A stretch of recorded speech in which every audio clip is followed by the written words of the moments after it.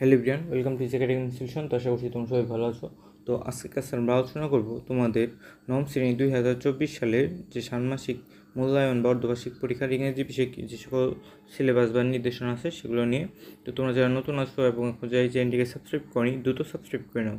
তো দেখো, এখানে তোমাদের নবম শ্রেণীর মূল্যায়ন যে শিক্ষকদের জন্য নির্দেশনা, কিন্তু এটা শিক্ষার্থীদের জন্য জানা বাধ্যতামূলক। তো চলো আমরা দেখে নিই কী কী নির্দেশনা এখানে দেওয়া আছে। তো দেখো, আমাদের ফার্স্ট চ্যাপ্টারের নাম হচ্ছে কি ওপিনিয়ন্স ম্যাটার, অর্থাৎ এই চ্যাপ্টার থেকে তোমাদের কোন কোন লেসনগুলো গুরুত্ব সহকারে পড়তে হবে। দেখো, লেসন 1.3.2, লেসন 1.3.3। তো এগুলো তোমরা পরীক্ষার আগ পর্যন্ত এগুলো নিয়ে প্রিপারেশন নিতে থাকবে। তারপরে কোন লেসনটা পড়তে হবে, দেখো 1.3.2, 1.3.3।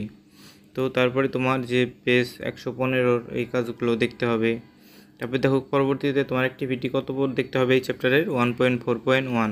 তো এই সবগুলো অ্যাক্টিভিটি বা লেসন কিন্তু তোমরা কি করবে, আমার চ্যানেলে পেয়ে যাবে। তো তোমরা কি করবে, জাস্ট তোমরা লিখবে যে ক্লাস 9 ইংলিশ, ক্লাস 9 ইংলিশ 1.4.1 এটা সার্চ করলেই আমার চ্যানেলে সবগুলো ভিডিও তোমরা পেয়ে যাবে, অথবা প্লেলিস্ট চেক করো, তোমরা এই ভিডিওগুলো দেখে নিতে পারো।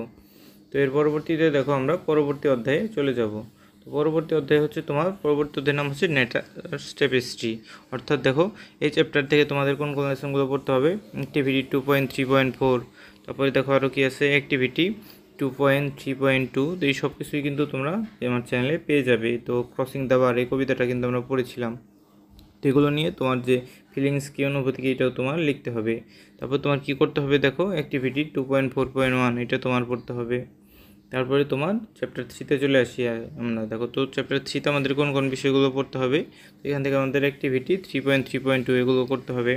তারপর আমার কী কী আছে, দেখো পরবর্তীতে 3.3.4 এটাও আমাদের করতে হবে। এই চ্যাপ্টারে আর করার মতো খুব একটা টপিক দেওয়া হয়নি। তারপর তোমার আর্গুমেন্টিভ এসে লেখার জন্য বিভিন্ন নির্দেশনা পরবর্তীতে তোমরা পাবে।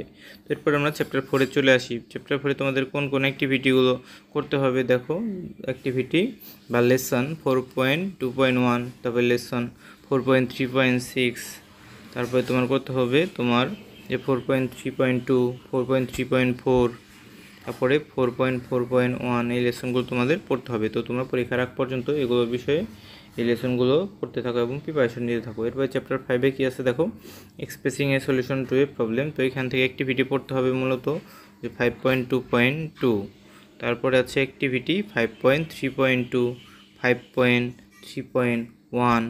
এরপরে দেখো কী আছে, এরপরে আছে তোমার অ্যাক্টিভিটি 5.4.2। এগুলো তোমাদের ভালো মতো করতে হবে।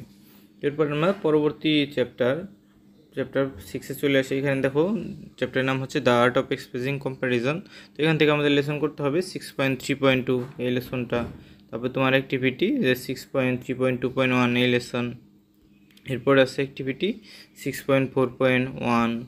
এরপরে তোমার অ্যাক্টিভিটি যে 6.4.2। তো তারপর তোমার আমরা পরবর্তী চ্যাপ্টারে চলে আসি। পরবর্তী চ্যাপ্টারের নাম হচ্ছে যে the power of inclusive language. এখান থেকে কোন কোন লেসনগুলো তোমার করতে হবে, দেখো অ্যাক্টিভিটি 7.3.2, এরপর তোমার 7.3.5 এই লেসনগুলো তোমার করতে হবে। তারপর তোমার অ্যাক্টিভিটি 7.3.4, এগুলো তোমাদের গুরুত্ব সহকারে দেখতে হবে। তারপর আমরা পরবর্তী চ্যাপ্টার 8-এ চলে আসি, ইমাজিনেশন। তো এখান থেকে তোমার করতে হবে 8.2.1, তারপরে আছে তোমার 8.4.1।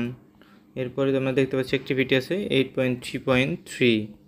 এরপরে আমরা করব অ্যাক্টিভিটি 8.3.2.1। এই অ্যাক্টিভিটিগুলো আমাদের প্র্যাকটিস করতে হবে। তারপরে দেখো চ্যাপ্টার 9-এ চলে আসে। এখান থেকে কী কী আছে, এ জার্নি থ্রু এক্সপ্লেনেটরি। এখান থেকে তোমাদের অ্যাক্টিভিটি 9.3.2। তো তারপরে তোমার অ্যাক্টিভিটি 9.3.1, 9.3.3, 9.4.1 এগুলো তোমাদের গুরুত্ব সহকারে দেখতে হবে। তারপরে 9.4.2 এগুলো আছে। এর পরবর্তীতে আমরা কোথায় চলে যাব, দেখো এর পরবর্তীতে আমরা চ্যাপ্টার 10-এ চলে যাব। তো চ্যাপ্টার 10-এ কী আছে, দেখো understanding a cause and experience. এখান থেকে তোমার লেসন করতে হবে 10.3.3, 10.3.6। এর পরবর্তীতে আছে 10.3.7। এর পরবর্তী আমরা দেখতে পাচ্ছি অ্যাক্টিভিটি 10.4.1, তারপরে 10.3.1 এগুলো মূলত তোমার করতে হবে। তারপর আছে চ্যাপ্টার 11 দ্য লাস্ট স্লিপ। এখান থেকে তোমার করতে হবে অ্যাক্টিভিটি 11.3.1, 11.3.7.1। তো এগুলো মূলত তোমাদের অর্ধবার্ষিক, এগুলো তোমাদের বার্ষিক পরীক্ষায় থাকবে। চ্যাপ্টার 8, 9, 10 এগুলো তোমাদের পরবর্তী পরীক্ষা বার্ষিক পরীক্ষায় থাকবে। তো এগুলো তোমরা একটু দেখে নিতে পারো, সিলেবাসটা দাগিয়ে নিতে পারো এখান থেকে।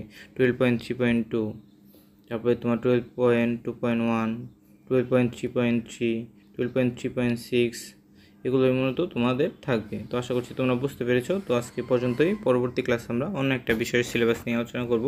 তো তোমাদের ইংলিশ মূলত তোমার চ্যাপ্টার 1 থেকে 7 বা 8 পর্যন্ত থাকবে, এর বেশি থাকার কথা না। তো আজকে পর্যন্তই। তো এই ভিডিওটি ভালো লেগে থাকলে অবশ্যই ভিডিওতে লাইক এবং চ্যানেলটিকে সাবস্ক্রাইব করতে ভুলবে না। তো সবাইকে ধন্যবাদ জানিয়ে আজকে এখানেই শেষ করছি।